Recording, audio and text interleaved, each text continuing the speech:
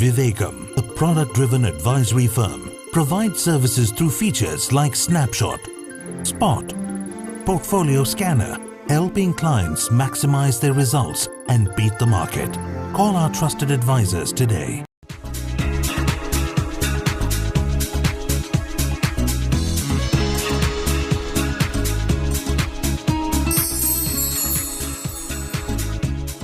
తెలుగు ప్రేక్షకులని ఫైనాన్షియల్ మ్యాటర్స్లో ఎక్స్పర్ట్స్గా తీర్చిదిద్దాలన్న ఉద్దేశంతో వివేకం స్టార్ట్ చేసిన లర్న్ టు ఎర్న్ కార్యక్రమానికి స్వాగతం.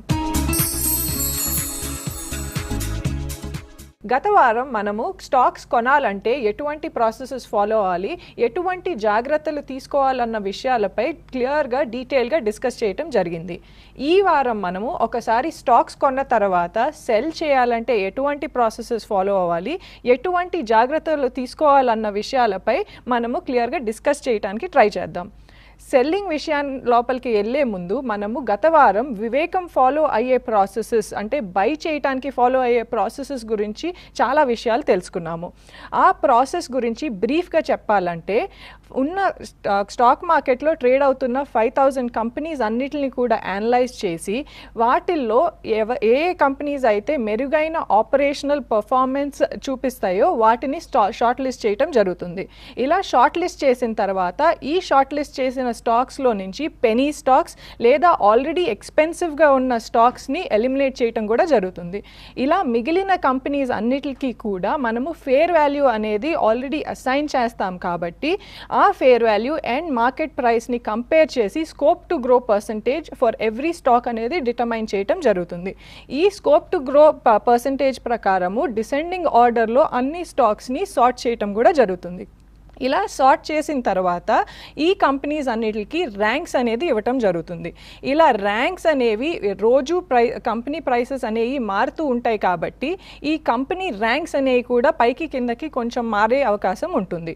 అదే ఏదైనా కొత్త కంపెనీ కనుక రిజల్ట్స్ అనౌన్స్ చేసినట్లయితే ఈ రిజల్ట్స్ ప్రకారం కంపెనీ గ్రోత్లో ఉన్నట్లయితే అండ్ దానికి స్కోప్ కూడా ఉన్నట్లయితే ర్యాంక్లో పైకి వచ్చే అవకాశం ఉంటుంది. ఇలా మనం సెలెక్ట్ చేసిన కంపెనీస్ అన్నీ కూడా నిజానికి పెరిగినాయా లేవా అని చూసినట్లయితే గతంలో మేము చూసినట్లయితే మేమే సర్ప్రైజ్ అయ్యేటట్లుగా 87% ఆఫ్ ద కంపెనీస్ అంటే సెలెక్ట్ చేసిన కంపెనీస్ అన్నిటిలోనూ 87% కన్నా ఎక్కువ నెక్స్ట్ 3 monthsలో 10% కన్నా ఎక్కువ పెరిగినాయి అని కూడా మనం తెలుసుకున్నాము. 87% సక్సెస్ అయినాయి అంటే 13% ఫెయిల్ అయినాయి అని కూడా మనకి తెలుస్తుంది. ఇలా 13% ఆఫ్ ద కంపెనీస్ ఏదైనా కొన్ని రోజుల్లో మనకి ర్యాంక్స్లో టాప్లో వచ్చే అవకాశం ఉంటుంది కాబట్టి ఇలాంటి బ్యాడ్ లక్ ఇన్స్టెన్సెస్ని అవాయిడ్ చేయడానికి ఇన్వెస్ట్మెంట్స్ విషయానికి వచ్చినప్పుడు ఎవరు ఇన్వెస్ట్ చేసినా కూడా వారి ఇన్వెస్ట్మెంట్స్ని 4 different డేట్స్లో స్ప్లిట్ చేసి ఇన్వెస్ట్ చేయమని సజెస్ట్ చేయడం కూడా జరుగుతుంది. ఈ విషయాలన్నిటితో పాటు కూడా మనం పోర్ట్ఫోలియో డైవర్సిఫికేషన్ గురించి కూడా మాట్లాడాము. ఈ పోర్ట్ఫోలియో డైవర్సిఫికేషన్ కాన్సెప్ట్ ద్వారా మనము ఏ ఒక్క ఇండస్ట్రీలోనూ 20% కన్నా ఎక్కువ ఇన్వెస్ట్ చేయమని ఇన్వెస్టర్స్కి సజెస్ట్ చేయము. అంటే ఏదైనా ఇన్వెస్ట్మెంట్స్ 5 different ఇండస్ట్రీస్లో స్ప్రెడ్ చేసి ఇన్వెస్ట్ చేయమని సజెస్ట్ చేస్తూ ఉంటాం అనమాట. ఇలా బయింగ్ గురించి బయింగ్ ప్రాసెసెస్ గురించి ఎటువంటి జాగ్రత్తలు తీసుకోవాలో ఇంత డిస్కస్ చేసిన మనము ఇప్పుడు సెల్లింగ్కి వచ్చేసరికి ఎటువంటి జాగ్రత్తలు తీసుకోవాలో తెలుసుకునే ప్రయత్నం చేద్దాం. ప్రసాద్ గారు, ఇప్పుడు మనం స్టాక్స్ ఒకసారి కొన్న తర్వాత అవి సెల్ చేయాలంటే ఎటువంటి ప్రాసెసెస్ ఫాలో అవ్వాలో ఒకసారి చెప్తారా? మార్కెట్లో నిజానికి చాలా ఎక్కువ మంది మంచి ఇన్వెస్టర్లు అంటే బయింగ్ చేయడంలో చాలామంది సక్సెస్ఫుల్ అవుతుంటారు. కానీ ఏ స్టాక్ని ఎప్పుడు ఎందుకు అమ్మాలో ఎక్కువ మందికి ఆలోచన లేకుండా ఎక్కువసార్లు నష్టాల బారిన పడుతుంటారు. అలా కాకుండా ఉండాలి అంటే కొన్ని రిజిడ్ రూల్స్ అంటే ఖచ్చితంగా ఫాలో అవ్వాల్సినటువంటి నియమ నిబంధనలు ఖచ్చితంగా కూడా మనం ఫాలో అవ్వాలి. అందులో ప్రధానంగా అంటే వివేకం ఫాలో అవుతున్నటువంటి ప్రాసెస్లోనే కనుక చూసినట్లయితే 3 సందర్భాలలో మాత్రమే ఆ స్టాక్స్ని అమ్మటం జరుగుతుంది. అందులో మొట్టమొదటి సందర్భం ఏంటంటే మిగతా ఇన్వెస్టర్లకు భిన్నంగా అంటే మిగతా ఇన్వెస్టర్లు ఏమో స్టాక్ మంచిదైతే కొనుక్కుంటాను అంటారు. ఎప్పుడు అమ్మాలో తెలియక వాళ్ళకి డబ్బు అవసరమైనప్పుడు లేదా బాగా పెరిగినప్పుడు మళ్ళీ ఎవరో ఒకరిని సంప్రదించి దాని ప్రకారం అమ్మాలా వద్దని ఆ రోజు నిర్ణయిస్తారు. కానీ వివేకంలో మాత్రం దానికి భిన్నంగా మనం కొనుక్కునే రోజునే మనం ఎప్పుడూ కూడా ఫెయిర్ వాల్యూని చూసుకుని ఫెయిర్ వాల్యూ కన్నా మార్కెట్ వాల్యూ తక్కువ ఉంటేనే కొంటాం. కాబట్టి ఒకవేళ కనుక నెక్స్ట్ క్వార్టర్ రిజల్ట్స్ వచ్చే లోపలే కనుక ఈ కొన్నటువంటి ధర అంటే మనం కొన్నటువంటి స్టాక్ యొక్క ప్రైసు ఫెయిర్ వాల్యూ కనుక రీచ్ అయినట్లయితే వెంటనే వివేకం ఆ స్టాక్ని అమ్మివేయండి అని చెప్పడం జరుగుతుంది. అంటే ఫెయిర్ వాల్యూ కనుక రీచ్ అయినట్లయితే అమ్మివేయటం అనేది ఖచ్చితంగా జరుగుతుంది అని తెలుసుకోవాలి మొట్టమొదటి సందర్భంలో. ఇక తర్వాత రెండవ సందర్భంగా చెప్పాలి అంటే మనం ఒకసారి కనుక అవంతి చెప్పిన విషయాలనే కనుక తిరిగి గుర్తు చేసుకున్నట్లయితే 2 కండిషన్స్ తను చెప్పడం జరిగింది. కంపెనీ పెర్ఫార్మెన్స్ బాగుంటేనే సెలక్షన్లోకి ఎలిజిబిలిటీ వస్తుందని, అలా వచ్చిన తరువాత దాని యొక్క మార్కెట్ వాల్యూ ఫెయిర్ వాల్యూ కన్నా తక్కువ ఉంటేనే కొంటాము అని చెప్పడం జరిగింది. ఇప్పుడు మార్కెట్ వాల్యూ గురించి మనం ఆలోచించకుండా ఒకవేళ కనుక అంటే మనం కొనుక్కున్న స్టాక్ కనుక నెక్స్ట్ క్వార్టర్ రిజల్ట్స్ వచ్చే లోపల మనం ఆశించిన ఫెయిర్ వాల్యూ రీచ్ అవ్వకపోతే ఏం చేయాలి అంటే నెక్స్ట్ క్వార్టర్ రిజల్ట్స్ వచ్చిన తర్వాత ఆ కంపెనీ పెర్ఫార్మెన్స్ని మళ్ళీ ఒకసారి రివ్యూ చేయడం జరుగుతుంది వివేకం యొక్క ప్రాసెసెస్ ద్వారా. అలా ప్రాసెసెస్ ద్వారా ఎప్పుడైతే అనలైజ్ చేయడం జరుగుతుందో ఒకవేళ కనుక నెక్స్ట్ క్వార్టర్లో పెర్ఫార్మెన్స్ కనుక కంపెనీలో కొద్దిగా లోటుపాట్లు ఉన్నా అంటే కంపెనీలో ఉన్నటువంటి గ్రోత్ ఆగిపోయినా కూడా అలా ఏదైనా కానీ సందర్భాల్లో జరిగినట్లయితే వెంటనే మనం పెట్టుకున్నటువంటి 2 కండిషన్స్లో ఒక కండిషన్లో ఫెయిల్ అయిపోయినట్లు. అంటే పెర్ఫార్మెన్స్ బాగుంటేనే మనం కొందాము అనుకున్నాము, ఆ కండిషన్లో ఫెయిల్ అయింది కాబట్టి వెంటనే ఆ కంపెనీని లేదా ఆ స్టాక్ని అమ్మివేయటం జరుగుతుంది రెండవ సందర్భంగా. ఈ రెంటికి అదనంగా మూడో సిచ్యువేషన్ ఎప్పుడు వస్తుందంటే ఎప్పుడైనా మనం కొనుక్కున్న స్టాక్ కనుక నెక్స్ట్ క్వార్టర్ రిజల్ట్స్ వచ్చే లోపల మనం ఆశించిన ఫెయిర్ ప్రైస్ రీచ్ అవునట్లయితే అది మొదటి సందర్భంగా భావించడం జరిగింది. అలా కానప్పుడు నెక్స్ట్ క్వార్టర్ రిజల్ట్స్ వచ్చిన తర్వాత మనం రివ్యూ చేసామనుకోండి, ఒకవేళ ఆ స్టాక్ పెర్ఫార్మెన్స్ బాగానే ఉన్నది అని తెలిసింది అంటే దాని ప్రకారం ఫస్ట్ కండిషన్ సక్సెస్ అయింది. సెకండ్ కండిషన్ కూడా చూడటం జరుగుతుంది తిరిగి ఇంకొకసారి. అంటే నెక్స్ట్ క్వార్టర్ రిజల్ట్స్ వచ్చిన తర్వాత అప్పుడు ఉన్నటువంటి మార్కెట్ విలువ అప్పుడు వచ్చినటువంటి ఫెయిర్ వాల్యూతో కంపేర్ చేసి ఒకవేళ ఈ రెంటి మధ్యన కనుక ఇంకా పెరగడానికి అవకాశం ఉన్నట్లయితే ఆ స్టాక్ని ఆ ఇన్వెస్టర్ యొక్క పోర్ట్ఫోలియో కంటిన్యూ చేయడం జరుగుతుంది. అలా కాకుండా ఒకవేళ ఈ కంపెనీలో ఉన్నటువంటి స్టాకు పెర్ఫార్మెన్స్ బాగానే ఉన్నా కూడా దాని యొక్క ఫెయిర్ వాల్యూ తగ్గి వచ్చేసింది అనుకోండి, అంటే 100 రూపాయల్లోనో ట్రేడ్ అవుతున్న షేర్ కనుక ఫెయిర్ వాల్యూ అంతకుముందు 130 140 ఉన్నటువంటి ఫెయిర్ వాల్యూ ఇప్పుడు కనుక 105 రూపాయలు అయిపోయింది అనుకోండి, అంటే మనకు అర్థం ఏంటి, ఈ కంపెనీ పెర్ఫార్మెన్స్ బాగానే ఉన్నా కూడా ఈ ప్రస్తుతం ఉన్న మార్కెట్ రేట్ నుంచి పెరగడానికి ఎక్కువ అవకాశం లేదు అని తెలుస్తుంది. కాబట్టి వెంటనే ఆ స్టాక్ని అమ్మివేసి ఆ డబ్బుని వేరొక స్టాక్లో ఇన్వెస్ట్ చేయడానికి సూచించబడుతుంది. ఇలా 3 సందర్భాల్లో అంటే ఫెయిర్ ప్రైస్ రీచ్ అయినా, లేక కంపెనీ పెర్ఫార్మెన్స్ నెక్స్ట్ క్వార్టర్లో పడిపోయినా, లేదా మూడోసారి కంపెనీ పెర్ఫార్మెన్స్ బాగానే ఉన్నా కూడా ఒకవేళ కనుక రివైజ్డ్ ఫెయిర్ వాల్యూకి దగ్గరలో మార్కెట్ వాల్యూ ఉన్నట్లయితే ఆ సందర్భంలో కూడా అమ్మివేయడం జరుగుతుంది. ఇలా స్టాక్స్ అమ్మగా వచ్చిన అమౌంట్ని వెంటనే తిరిగి స్టాక్స్లో ఇన్వెస్ట్ చేస్తారా అండి? ఎక్కువ మంది ఏమనుకుంటారంటే ఒకవేళ స్టాక్ ఏదైనా కొనుక్కున్న తర్వాత అది పెరిగితే మనం అనుకున్న రేట్ వస్తే అమ్మగానే వాళ్ళలో ఎక్కువ మందికి ఓపిక నశించిపోతుంది, ఆ డబ్బును వెంటనే తిరిగి ఇన్వెస్ట్ చేయాలని కూడా కోరుకుంటూ ఉంటారు. అంటే నిజంగా చెప్పాలి అంటే రైట్ ఇన్వెస్ట్మెంట్ స్ట్రాటజీ అంటే not investing in wrong time also is an investment strategy. అంటే సమయం మనకి కలిసి రాదు అనుకున్నప్పుడు, సందర్భం సరిగ్గా లేదు అనుకున్నప్పుడు, మన దగ్గర డబ్బు అందుబాటులో ఉన్నా కూడా దాన్ని తిరిగి ఇన్వెస్ట్ చేయకుండా ఉండటం కూడా ఒక్కొక్కసారి మంచి ఆలోచన అవుతుంది. ఎందుకంటే ఒక ఉదాహరణగా తీసుకున్నట్లయితే మనం ఏదైనా స్టాక్ని 100 రూపీస్లో కొన్నాం అనుకోండి, దాన్ని 150 రూపీస్ దాదాపుగా ఫెయిర్ వాల్యూ అనుకుని మనం కొనడం జరిగింది. ఒకవేళ కనుక ఈ 3 నెలల కాలంలో అంటే నెక్స్ట్ క్వార్టర్ రిజల్ట్స్ వచ్చే లోపల ఫర్ ఎగ్జాంపుల్ జనవరిలో కనుక మనం స్టాక్ కొనుక్కున్నట్లయితే ఏప్రిల్లోనే కనుక స్టాక్ పెరిగిపోయింది అనుకోండి రేటు, అంటే నెక్స్ట్ క్వార్టర్ రిజల్ట్స్ రాబోయే ముందు 150 రూపాయలు టచ్ అయిపోయింది అనుకోండి, వెంటనే అమ్మివేయమని చెప్తాము, మీరు కూడా అమ్మివేస్తారు. అలా అమ్మివేయగానే వచ్చినటువంటి అమౌంట్ అంతా కూడా తిరిగి వెంటనే ఇన్వెస్ట్ చేయాలా అంటే ఇక్కడ ప్రధానంగా 2 అడ్డంకులు మనకు వచ్చే అవకాశం ఉంటుంది. ఒకటి ఏమిటంటే మన దగ్గర వాళ్ళ క్యాష్ అందుబాటులో ఉన్నా కూడా గత వారం ఎపిసోడ్ కనుక మీరు క్లోజ్గా పరిశీలించినట్లయితే అవంతి నో బై పీరియడ్ గురించి చెప్పడం జరిగింది. అంటే ఒకవేళ కనుక ఏప్రిల్ 1st వీక్లో మీరు స్టాక్ అమ్మినట్లయితే ఏప్రిల్ 1st వీక్ నాటికి 31 మార్చితో అయిపోయిన క్వార్టర్ తాలూకు రిజల్ట్స్ ఇంకా వచ్చే అవకాశాలు తక్కువ. ఒకవేళ వచ్చినా 1 2 కంపెనీలు వస్తాయి తప్పితే ఎక్కువ కంపెనీలు రిజల్ట్స్ ఇంకా డిక్లేర్ చేయవు. అందువల్ల 31 మార్చ్ క్వార్టర్ని ఆధారం చేసుకుని కొనగలిగిన కంపెనీలు తక్కువ ఉంటాయి. కాబట్టి అటువంటి సందర్భాలలో ఒకవేళ అమ్మటం జరిగినట్లయితే ఆ అమౌంట్ మొత్తాన్ని కూడా వెంటనే లిక్విడ్ బీస్ అనేటువంటి ఇన్స్ట్రుమెంట్లో ఇన్వెస్ట్ చేయడం జరుగుతుంది. ఆ లిక్విడ్ బీస్లో ఎందుకు ఇన్వెస్ట్ చేస్తాము అంటే మన స్టాకు పెరగ్గా వచ్చిన డబ్బుని తిరిగి ఇన్వెస్ట్ చేయడానికి సరైన అవకాశాలు లేవు. కాబట్టి ఆ డబ్బుని లిక్విడ్ బీస్ అంటే రోజు ఇంట్రెస్ట్ వచ్చేటువంటి మ్యూచువల్ ఫండ్స్లో ఉండే లిక్విడ్ ఫండ్స్తో సమానమైనటువంటి ఇన్స్ట్రుమెంట్ ఇది కూడా స్టాక్ మార్కెట్లో ట్రేడ్ అవుతూ ఉంటుంది. ఆ లిక్విడ్ బీస్లో ఇన్వెస్ట్ చేయడం జరుగుతుంది.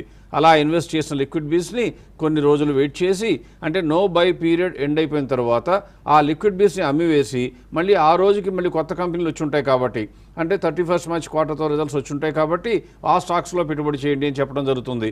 ఇది ఒక సిచ్యుయేషన్.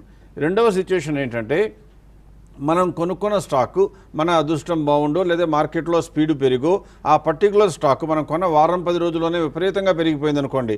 అంటే ఒకవేళ కనుక స్టాక్ విపరీతంగా పెరిగితే దానికి 2 కారణాలు ఉండొచ్చు. ఒకటి, మనం కొనుక్కున్న స్టాక్ నిజంగా అందరూ గమనించి అందరూ అయినా కొని ఉండవచ్చు. లేదా రెండవ కారణం ఏంటంటే, ఓవరాల్గా మార్కెట్ మొత్తం కూడా విపరీతమైన స్పీడ్లో పెరిగిపోయి ఆ మార్కెట్ స్పీడ్తో పాటు మన స్టాక్ కూడా పెరిగి మనకి లాభం అందించి ఉండవచ్చు. అలా కనుక జరిగినట్లయితే, అంటే రెండవ సిచ్యుయేషన్లో కనుక జరిగినట్లయితే మార్కెట్ మొత్తంలో కూడా స్పీడ్ పెరిగినట్లయితే దానికి కారణం ఏమై ఉంటుంది, మన స్టాక్ కూడా పెరిగింది కాబట్టి మనకు లాభం వచ్చింది. కానీ అటువంటి సందర్భాల్లో మేము ఏం చేస్తామంటే ఆ అమౌంట్ని వెంటనే తిరిగి ఇన్వెస్ట్ చేయకుండా దాన్ని కూడా లిక్విడ్ బీస్లో పెట్టి నెక్స్ట్ క్వార్టర్ రిజల్ట్స్ వచ్చే వరకు వెయిట్ చేసి నెక్స్ట్ క్వార్టర్ రిజల్ట్స్లో మంచి కంపెనీలు సెలెక్షన్ అయినటువంటి గ్రూప్ కంపెనీలు కనీసం ఒక 5-10 సెలెక్ట్ అయిన తర్వాత ఆ డబ్బుని తిరిగి ఇన్వెస్ట్ చేయండి అని చెప్పడం జరుగుతుంది. అంటే ఇప్పుడు మీరు చెప్పిన సినారియోసే కాకుండా ఇంకేమైనా సినారియోస్లో స్టాక్స్ అనేది అమ్మమ్మని సజెస్ట్ చేయడం జరుగుతుందండి? ఎప్పుడైనా సరే వివేకం ప్రాసెస్ ప్రకారం కొనుక్కున్న స్టాక్స్ని ఏం చేస్తామంటే, ఏదైనా కార్పొరేట్ గవర్నెన్స్ ఇష్యూ, అంటే ఫర్ ఇన్స్టెన్స్ ఏ సత్యం కంప్యూటర్స్లో జరిగిన కుంభకోణం లాంటిదో, లేకపోతే ఎవరైనా మేనేజింగ్ డైరెక్టర్ని ఫ్రాడ్ కేసులో సిబిఐ వాళ్ళు లేదా ఇన్కమ్ ట్యాక్స్ వాళ్ళు అరెస్ట్ చేయటమో, ఇలా మేజర్ ఈవెంట్ జరిగి రాబోయే రోజుల్లో ఆ కంపెనీ యొక్క అకౌంట్స్ అన్నీ కూడా ఫడ్జ్ చేయబడినాయి లేదా మోసపూరితంగా నిర్ణయించబడినాయి అని కనుక తెలుసుకున్నట్లయితే అటువంటి సందర్భాల్లో మాత్రం ఆ స్టాక్ని ఎంతమంది క్లయింట్స్కి అయితే కొనడం జరిగిందో అంతమంది క్లయింట్స్కి కూడా వెంటనే అమ్మివేసి బయటపడవలసిందిగా సూచించడం జరుగుతుంది. వివేకం ఫాలో అవుతున్న ప్రాసెసెస్ గురించి ఇంకొన్ని వివరాలు తెలుసుకునే ముందు ఒక చిన్న బ్రేక్ తీసుకుందాం.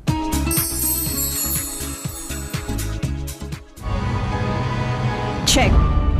When it comes to chess, I play to win. When it comes to investments, TradeWell helps me win.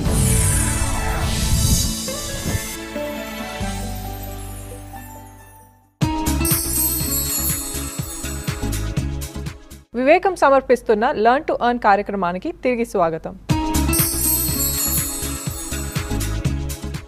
Buying గురించి సెల్లింగ్ గురించి ఇన్ని విషయాలు తెలుసుకున్న ప్రేక్షకుల్లో ఎవరైనా హిస్టారికలీ పర్ఫార్మెన్స్ ఎలా ఉందో తెలుసుకోవాలంటే ఏదైనా ప్రాసెస్ కానీ ఫీచర్ కానీ వివేకం ఇస్తుందా అండి ప్రేక్షకులకి?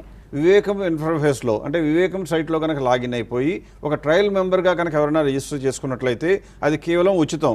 అంటే ట్రయల్ మెంబర్ కిందకి అయినట్లయితే వారం రోజుల పాటు వాళ్ళు కావాల్సిన రకాలుగా చెక్ చేయడానికి ఉచితంగా ఎంట్రీ ఇస్తుంది. కాబట్టి అలా ఎంట్రీ తీసుకున్న తర్వాత అందులో మీకు నచ్చిన ప్రోడక్ట్ ఏదైనా సరే, ఫర్ ఎగ్జాంపుల్ బయోగ్రోత్ అనేటువంటిది అవంతి ఇప్పటివరకు చెప్తున్నటువంటి ప్రోడక్ట్గా చెప్పినట్లయితే ఆ బయోగ్రోత్ ప్రోడక్ట్నే క్లిక్ చేసుకుని అందులోకి వెళ్ళి మీకు ఇష్టమైన డేట్ని కనుక స్టార్ట్ చేసి ఉంటే, నిజానికి మీరు స్టార్ట్ చేయలేదు కానీ ఒకవేళ కనుక మీరు పోర్ట్ఫోలియో స్టార్ట్ చేసి ఉండి ఈ రూల్స్ అన్నీ కనుక ఫాలో అయినట్లయితే పెర్ఫార్మెన్స్ ఎలా ఉండేదో చూడదలుచుకున్నప్పుడు మీరు అక్కడ డేట్ మీరు ఇచ్చి కనుక వెంటనే సబ్మిట్ బటన్ క్లిక్ చేసినట్లయితే వెంటనే మీ ఎదురుగా ఆ performance next 1 year ఎండింగ్కి, 2 year ఎండింగ్కి, 3 years ఎండింగ్కి, 4 year ఎండింగ్కి, 5 year ఎండింగ్కి ఎలా ఉండేదో చూపించడమే కాకుండా అదే సమయంలో మీరు చెప్పినటువంటి డేట్ నుంచి అదే 2 లక్షల రూపాయలని కనుక ఇండెక్స్లో ఇన్వెస్ట్ చేసినట్లయితే ఎలా కూడా మారేదో కూడా చూపించడం జరుగుతుంది.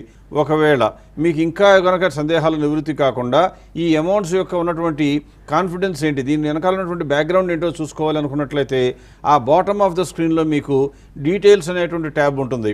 దానిపైన కనుక మీరు ఒకసారి మౌస్తో క్లిక్ చేసినట్లయితే మీరు ఇచ్చినటువంటి ఈమెయిల్ అడ్రస్కి ఆ డేట్ నుంచి పోర్ట్ఫోలియో స్టార్ట్ చేస్తే ఏ రోజున ఏ స్టాక్ కొని ఉండేదో, ఆ స్టాక్ని ఎప్పుడు అమ్మి ఉండేదో, దాని మూలంగా లాభం కానీ నష్టం కానీ ఎంత వచ్చి ఉండేదో అలా ప్రతిరోజు కూడా పోర్ట్ఫోలియో బిల్డ్ చేసి ఆ రిపోర్ట్స్ అన్నీ కూడా మీకు పంపించడం జరుగుతుంది. అంటే మీరు చూసినటువంటి దానికి సాక్ష్యాలతో సహా ఇన్ఫర్మేషన్ ఇవ్వడానికి అవకాశం ఉంటుంది. చెక్ చేసుకోవడానికి అవకాశం ఉంది అన్నారు కాబట్టి ఏదైనా పాస్ట్లో కొన్ని డేట్స్ తీసుకుని చెక్ చేసి ప్రేక్షకులకు ఒకసారి చూపిద్దామండి. తప్పకుండా.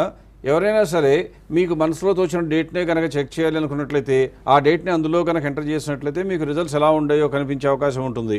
ఉదాహరణకి May 10th of 2011లో కనుక సెలెక్ట్ చేసి స్టార్ట్ చేసి ఉన్నట్లయితే ఇన్వెస్ట్మెంట్ 2 లక్షలతో పోర్ట్ఫోలియో స్టార్ట్ చేస్తే 9th May వచ్చేటప్పటికి 9th May 2012 అంటే నెక్స్ట్ 1 year అయిపోయేటప్పటికి ఇండెక్స్లో అయితే 10.22% లాస్ వస్తే ఇందులో మాత్రం కేవలం 5.83% లాస్ వచ్చింది. అంటే మీరు గమనించాల్సింది ఏంటంటే ఇక్కడ కూడా లాస్ రావడానికి అవకాశం ఉన్నది. ఇలా మన తర్వాత సంవత్సరాల్లో కూడా చూసినట్లయితే 2013 ఎండింగ్కి ఇండెక్స్లో 4% వస్తే మనకేమో 11.52 అలా చూస్తూ పోయినట్లయితే ఆఖరికి 5 years పూర్తి అయ్యేటప్పటికి 9th of May 2016 నాటికి వచ్చేటప్పటికి మన ప్రోడక్ట్లో అంటే ఈ బయోగ్రోత్లో కనుక ఇన్వెస్ట్ చేసి ఈ ప్రాసెస్ని ఫాలో అయినట్లయితే మీకు 27.33% వరకు సంవత్సరానికి లాభం వచ్చేది. అదే కనుక ఇండెక్స్లో ఇన్వెస్ట్ చేసి ఉన్నట్లయితే మీకు సంవత్సరానికి వచ్చిన లాభం కేవలం 7.25%. అంటే ఈ డేట్ని కనుక సెలెక్ట్ చేస్తున్నట్లయితే మీకు 5 సంవత్సరాల కాలంలో మీ 2 లక్షల రూపాయల అమౌంట్ కూడా 6,70,000 రూపాయలకు చేరేది. అంటే సంవత్సరానికి వచ్చినటువంటి కాంపౌండెడ్ యాన్యువల్ గ్రోత్ రేట్ అంటే ఒక్కొక్క సంవత్సరానికి తిరిగి లెక్కించగలిగినటువంటి ఇంట్రెస్ట్ రేట్ ఎంత వచ్చింది? 27% ఆర్ 20% మోర్ దెన్ ఇండెక్స్ అనమాట. ఇప్పుడు ఇంకో డేట్ తీసుకుందామండి. 2012లో తీసుకున్నట్లయితే 2012 స్టార్టింగ్లో మనకి నో బై పీరియడ్ అనేది ఉంటుంది కదా. ఆ నో బై పీరియడ్ అయిపోయిన తర్వాత say for example 30th January 2012 తీసుకుని ఎలా రిజల్ట్స్ ఎలా ఉన్నాయో ఒకసారి చూద్దామా. 30th January 2012 కనుక స్టార్ట్ చేసి 2 లక్షలతో స్టార్ట్ చేసి ఉన్నట్లయితే అది 5 years అయిపోయేటప్పటికి అంటే ప్రస్తుతం నడుస్తున్నటువంటి 2017 January 27th నాటికి దాదాపుగా 38% పర్ ఇయర్ చొప్పున రాబడి సంపాదించడం జరిగింది. అంటే మనం పెట్టిన 2 లక్షలు 5 సంవత్సరాల కాలంలో సంవత్సరానికి 38% చొప్పున పెరుగుతూ వచ్చి 10 లక్షల రూపాయల వరకు చేరుకోవడం జరిగింది. మరి ఇదే సమయంలో ఇండెక్స్తో కనుక పోల్చి చూద్దామని అనుకున్నట్లయితే ఇండెక్స్ 11.1% మాత్రమే పెరిగింది. అంటే ఇక్కడ కూడా ఇండెక్స్ కన్నా 27% ఎక్కువ వచ్చింది. ఇప్పుడు 2013లో సెకండ్ క్వార్టర్ తీసుకున్నట్లయితే మనకి సెకండ్ క్వార్టర్ జూన్లో ఎండ్ అవుతుందని తెలుసు. దానికి నో బై పీరియడ్ అనేది July 25th దాకా ఉంటుంది. July 25th తర్వాత ఏ డేట్ అయినా పిక్ చేస్తే ఇన్వెస్ట్మెంట్ స్టార్ట్ చేయొచ్చు అని కూడా మనకు తెలుసు కదా. సో ఇప్పుడు August 5th 2013 కనుక తీసుకున్నట్లయితే రిజల్ట్స్ ఎలా ఉన్నాయో ఒకసారి చూద్దామండి. తప్పకుండా August 5, 2013 కనుక మనం సెలెక్ట్ చేసి పోర్ట్ఫోలియోలో రిజల్ట్స్ ఎలా ఉన్నాయో చూపించమని అడిగినట్లయితే ఇప్పుడు మీకు స్క్రీన్ పైన కనబడుతున్నట్లుగా మీరు గమనించినట్లయితే 2 లక్షల రూపాయలతో స్టార్ట్ చేస్తే అది 28/4 అంటే దురదృష్టవశాత్తు ఇంకా 5 సంవత్సరాల కాలం పూర్తి కాలేదు కాబట్టి కేవలం 4 years పీరియడే కనుక వచ్చింది కాబట్టి అంటే 28th April వరకు మేము పరిశీలించడం జరిగింది.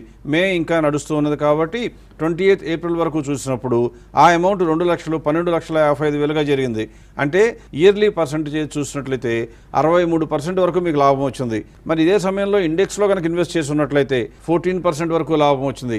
కానీ మన ప్రాసెస్ ప్రకారం కనుక మెరుగైన షేర్లను కొనుక్కుంటూ సమయానికి అమ్ముకుంటూ తిరిగి ఇన్వెస్ట్ చేసుకుంటూ ఈ ప్రాసెస్ని ఫాలో అయినట్లయితే ఏమాత్రం చీకు చింత లేకుండా మనశ్శాంతి కరువు అవ్వకుండా శుభ్రంగా రోజు నిద్రపోతూ కూడా మనం 63% సంపాదించడానికి అవకాశం ఉండేది. ప్రేక్షకుల్లో ఎవరికైనా డౌట్లు వచ్చినట్లయితే మీరు శుభ్రంగా vivekum.co.in సైట్కి వెళ్ళి ట్రయల్ మెంబర్గా రిజిస్టర్ అయిపోయి మీరు కావాల్సిన డేట్కి కావాల్సిన చెక్ చేసుకుని దాని ద్వారా మీరు సంతృప్తి పొందే అవకాశం ఎప్పుడూ మీకు ఉంటుంది. ఇప్పటి వరకు మనం చూసిన ఇన్స్టెన్సెస్ అన్నిటిలో మంచి ప్రాఫిట్స్ వచ్చినాయి అని మనకు తెలుస్తుంది. అంటే ఈ ప్రాసెస్ ద్వారా నష్టాలు అనేవి అసలు రావని అనుకోవచ్చండి. ఇంతకుముందు అవంతి మనకి ఎపిసోడ్ స్టార్ట్ అయ్యేటప్పుడు మొదట్లోనే చెప్పడం జరిగింది. ఏమని చెప్పిందంటే మేము చేసిన ఎగ్జాంపుల్ అనాలిసిస్ ప్రకారం చూసినట్లయితే 87% ఆఫ్ ద టైమ్స్ మేము మంచి కంపెనీలను సెలెక్ట్ చేయడానికి అవకాశం దొరుకుతుంది అని చెప్పింది. అంటే దాని అర్థం 13% టైమ్స్ మనం ఫెయిల్ అవుతున్నాము. కాబట్టి ఎప్పుడైనా సరే ఒకవేళ ఎవరైనా దురదృష్టవంతులు కనుక మన దగ్గరికి వచ్చిన రోజున ఆ ఫెయిల్ అయిన 13%లో ఉన్న గ్రూప్లో ఉన్న షేర్స్ కనుక మన టాప్ లిస్ట్లోకి వచ్చి చేరి ఉన్నట్లయితే ఆ స్టాక్స్నే వాళ్ళకి కొనడం జరుగుతుంది. అటువంటి సందర్భాల్లో మాత్రం క్లయింట్లకి బహుశా 1 క్వార్టరో 2 క్వార్టర్లో లేదా 4-5 క్వార్టర్ల వరకు కూడా నష్టం వచ్చే అవకాశం ఉంటుంది. ఒక ఉదాహరణగా తీసుకోవాలి అంటే అన్నిసార్లు ఎక్కువ సార్లు మెజారిటీ కేసెస్లో లాభాలే వచ్చినప్పటికీ కూడా మాకున్నటువంటి రీసెంట్ ఎగ్జాంపుల్స్నే తీసుకుంటే నవంబర్ 2014లో కానీ డిసెంబర్లో కానీ 2014లో కానీ కనుక స్టార్ట్ చేసి ఉన్నట్లయితే ఆ పర్టికులర్గా అంటే 2014 సెప్టెంబర్లో రిజల్ట్స్ని బేస్ చేసుకుని మేము స్టాక్ సెలెక్ట్ చేసి దాని ప్రకారం స్కోప్ టు గ్రో ప్రకారం అరేంజ్ చేస్తే అందులో టాప్లో వచ్చిన కంపెనీల్లో కొన్ని ఫెయిల్ అయిపోయి ఆ రోజుల్లో స్టార్ట్ చేసిన పోర్ట్ఫోలియోస్ని నిజంగా లాసెస్లోకి నెట్టడం జరిగింది. ఆ తర్వాత ఈ రికవర్ అయిపోయి మళ్ళీ బాగానే ఉన్నాయనేది వేరే విషయమైనా కానీ మొదట్లో మాత్రం కొద్దిగా నిరాశాజనకమైన ఫలితాలు వచ్చాయని మాత్రం ఖచ్చితంగా ఒప్పుకోవాలి. 2014 డిసెంబర్ 1లో స్టార్ట్ చేసిన పోర్ట్ఫోలియోని కనుక చూసినట్లయితే అది 3 సంవత్సరాలు అయిపోయేటప్పటికి అంటే 28/4/2017 వచ్చినప్పటికీ అది కేవలం -0.23% పర్ ఇయర్ మాత్రమే సంపాదించగలిగింది. అదే టైంలో కనుక ఇండెక్స్లో ఇన్వెస్ట్ చేసినట్లయితే 3.54% చొప్పున లాభాలు వచ్చుండేవి పర్ ఇయర్ చొప్పున. అంటే ఈ ఒక్క కేసులో మాత్రం ఖచ్చితంగా అది ఫెయిల్ అయింది అని కనబడుతుంది. అయితే మనం గమనించిన సూత్రాల ప్రకారం వివేకం ఎప్పుడూ కూడా ఎవరైనా ఇన్వెస్ట్ చేయాలి అంటే 4 పార్ట్ల కింద డివైడ్ చేస్తుంది, 4ని కూడా వేరు రోజుల్లో ఇన్వెస్ట్ చేస్తుంది. కాబట్టి కనీసం ఒక 1 వీక్ అన్నా గ్యాప్ ఉంచడం జరుగుతుందని కూడా తెలుసుకోవాలి. అంటే డిసెంబర్ 1న ఒక ఇన్స్టాల్మెంట్ పెడితే డిసెంబర్ 8న సెకండ్ ఇన్స్టాల్మెంట్ పెట్టడం అనేది అవసరం. అలా పెట్టినట్లయితే డిసెంబర్ 8న పెట్టిన ఇన్వెస్ట్మెంట్ ఎలా ఉండేదో కూడా చూద్దాం. డిసెంబర్ 8న కనుక స్టార్ట్ చేసి ఉన్నట్లయితే ఇప్పుడు మీకు స్క్రీన్పై కనపడుతున్నట్లుగా 2 లక్షల రూపాయలు పోర్ట్ఫోలియో స్టార్ట్ చేస్తే 3 సంవత్సరాలు అయిపోయి 28/4/2017 వచ్చేటప్పటికి స్టిల్ ఇండెక్స్ కన్నా తక్కువ మాత్రమే సంపాదించగలిగింది. ఇండెక్స్లో 4.17% ఉంటే ఇది మాత్రం కేవలం 1% సంపాదించింది. అంటే ఇండెక్స్ కన్నా అవుట్ పెర్ఫార్మెన్స్ ఇవ్వకపోగా అండర్ పెర్ఫార్మెన్స్ కూడా ఇచ్చింది. కాబట్టి సెకండ్ కేసులో కూడా అంటే 2014 సెప్టెంబర్ రిజల్ట్స్ ఆధారం చేసుకుని ఏ స్టాక్స్ అయితే మంచివి అనుకున్నామో వాటి ప్రకారం కొనుగోలు చేస్తే డిసెంబర్ 1న కొన్నా నష్టమే వచ్చింది, డిసెంబర్ 8న కొన్నా కూడా నష్టమే వచ్చింది. ఇప్పుడు 3వ ఇన్స్టాల్మెంట్ ఎలా ఉండేదో కూడా తెలుసుకోవాలి. అంటే ఇంకొక వారం తర్వాత డిసెంబర్ 15న 3వ ఇన్స్టాల్మెంట్ పెట్టడానికి అవకాశం ఉంటుంది. కాబట్టి డిసెంబర్ 15లో స్టార్ట్ చేసిన పోర్ట్ఫోలియో ఇండెక్స్ ఏమో 5.37% సంపాదిస్తే ఇది మాత్రం 5.51 అంటే కేవలం ఇండెక్స్తో సమానంగా మాత్రమే సంపాదించింది అని తెలుసుకోవాలి. దీనితో మనకి నో బై పీరియడ్ స్టార్ట్ అయ్యే రోజులు దగ్గరికి వచ్చాయి. ఎందుకంటే డిసెంబర్ అనేది లాస్ట్ మంత్ కాబట్టి డిసెంబర్ 20 దగ్గర నుండి జనవరి 25 వరకు కూడా నో బై పీరియడ్ వివేకం ఫాలో అవుతుంది. కాబట్టి డిసెంబర్ 20 తర్వాత మళ్ళీ కొనడానికి వీలు కాదు. అలాగే జనవరి 25 వరకు కూడా కొనడానికి వీలు కాదు. అంటే ఈ యొక్క పర్టికులర్ క్లయింట్ యొక్క 4వ ఇన్స్టాల్మెంట్ వచ్చేసి 27th జనవరి మాత్రమే స్టార్ట్ చేయడానికి అవకాశం ఉంటుంది. అలా 27 జనవరి 2015 కనుక స్టార్ట్ చేసి ఉన్నట్లయితే అతని పోర్ట్ఫోలియో కేవలం 3 ఇయర్స్లో అంటే 28/4/2017 వచ్చేటప్పటికి నమ్మటానికి వీలు కాకుండా ఇండెక్స్లో కేవలం 1.9% పెరిగితే ఆ కాలంలో మనకు మాత్రం 42.73% వచ్చింది. అంటే ఇక్కడ మీరు అర్థం చేసుకోవాల్సింది ఏంటంటే ఒక ఇన్వెస్టర్ పెట్టదలుచుకున్న అమౌంట్ని 4 పార్ట్ల కింద డివైడ్ చేసి డిసెంబర్ 1, డిసెంబర్ 8, డిసెంబర్ 15, జనవరి 27, 2015లో కనుక ఇన్వెస్ట్ చేస్తున్నట్లయితే డిసెంబర్ 15న పెట్టిందేమో ఇండెక్స్తో సమానంగా వచ్చింది, డిసెంబర్ 1, 8న పెట్టినేమో ఇండెక్స్ కన్నా కొద్దిగా తక్కువ వచ్చాయి. కానీ జనవరిలో స్టార్ట్ చేసింది మాత్రం ఇండెక్స్లో 1.9% వస్తే ఇది 42% సంపాదించడం జరిగింది. అంటే దీని మూలంగా ఈ పోర్ట్ఫోలియో మొత్తం కూడా కలిపి చూసినప్పుడు లాభాల్లోనే పయనించే అవకాశం ఉంటుంది.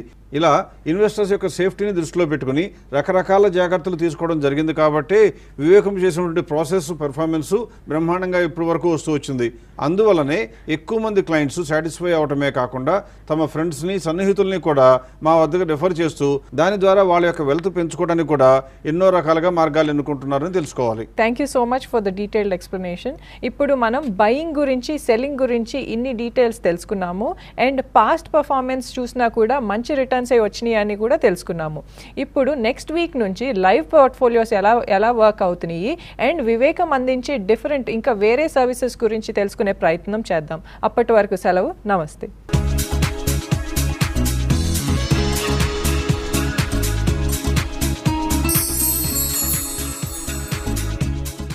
Vivekam, a product-driven advisory firm, provides services through features like Snapshot, Spot, Portfolio Scanner, helping clients maximize their results and beat the market.